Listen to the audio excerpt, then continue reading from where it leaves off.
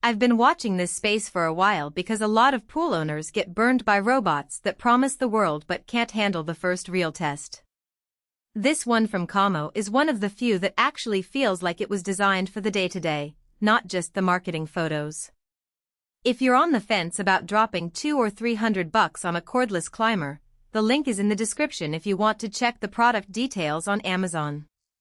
The headline sells itself: cordless, wall climbing, automatic vacuum, but the real question is whether it holds up when your pool is half leaves and the kids have tracked in sunscreen. I dug into the specs and the fine print because the difference between a 5-minute setup and a 2-hour ordeal is usually buried in the manual. Charging in 4 hours for an 180-minute cycle is decent, but if you've got a bigger pool you'll be charging twice a week in peak season. That's not a deal breaker, but it's the kind of thing that turns a set-it-and-forget-it promise into a daily chore if you didn't plan for it. The 200 M upper limit sounds generous until you realize most backyard pools are closer to 40 to 60 M. That means this robot is really aimed at medium to large freeform pools or small commercial setups, not the typical 10-20 rectangle. If your pool is tiny, you're paying for capacity you'll never use. On the flip side, the depth range from half a meter to 3 meters covers everything from above-ground plunge pools to deep-end lap pools, which is more inclusive than a lot of competitors that cap out at 2 meters.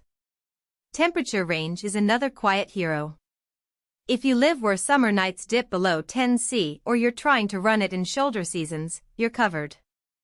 Most budget robots throw in the towel once the water hits 30 C because the battery overheats. This one keeps going up to 35 C, which matters if you're in a warmer climate or you run it during the hottest part of the day.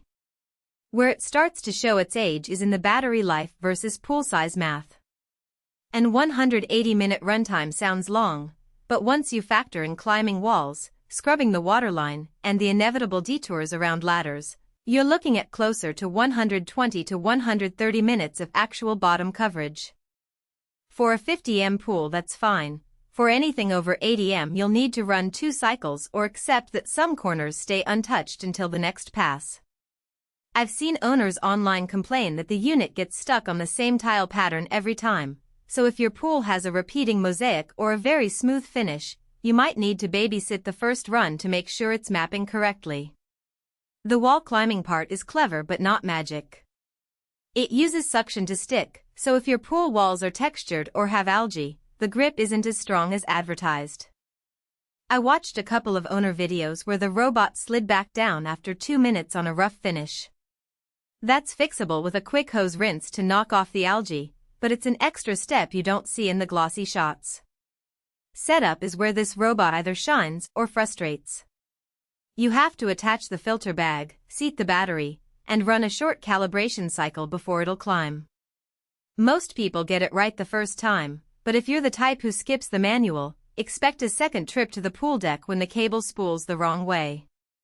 Once it's dialed in, it's genuinely set and forget. No hoses, no booster pump, just drop it in and walk away. So who should buy it? If you own a medium to large pool, hate dragging a hose around, and you're willing to charge it overnight, this is one of the cleaner setups you can buy without mortgaging the house.